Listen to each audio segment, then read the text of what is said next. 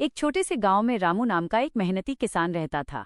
उसके पास ज्यादा जमीन नहीं थी, न ही कोई बड़ी दौलत, लेकिन उसके पास जो सबसे कीमती चीज थी वो थी उसकी पत्नी सीता।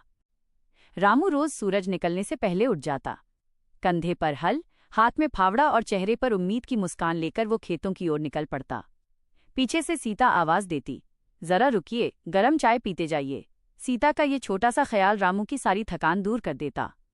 सीता सिर्फ घर संभालने वाली पत्नी नहीं थी, वो रामू की साथी, सलाहकार और हिम्मत थी।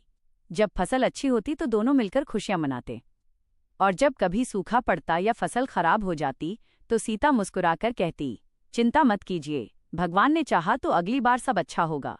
एक साल गांव में भयंकर सूखा पड़ गया। खेत सूख गए, कुएं में पानी कम हो गया। रामू उदास रहने लगा। एक दिन उसने कहा, सीता, शायद हमें ये खेती छोड़ देनी चाहिए। सीता ने शांति से जवाब दिया, खेती सिर्फ जमीन नहीं होती, ये तो हमारा हौसला है। जब तक हम साथ हैं, कुछ भी असंभव नहीं। सीता ने घर में रखे थोड़े से पैसे से सब्जियों के बीज खरीदे और घर के पीछे छोटी सी क्यारी में सब्जियां उगाने लगी। धीरे धीरे वे सब्जियां इतनी अच्छी हुईं कि लोग खरीदने आने लगे। रामू ने भी हिम्मत जुटाई और फिर से खेत में मेहनत शुरू कर दी। कुछ महीनों बाद बारिश हुई, फसल लहलहा उठी, गांव में फिर से खुशहाली लौट आई।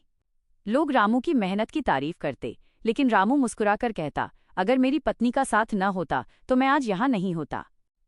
उस दिन रामू ने सीता का हाथ पकड़कर कहा, तुम सिर्फ मेरी पत्नी नहीं, मेरी ताकत हो। सीता की आंखों में खुशी के आंसू आ गए। सीख, सच्चा जीवनसाथी वही होता है जो मुश्किल समय में हाथ थामे और उम्मीद बनकर साथ खड़ा रहे।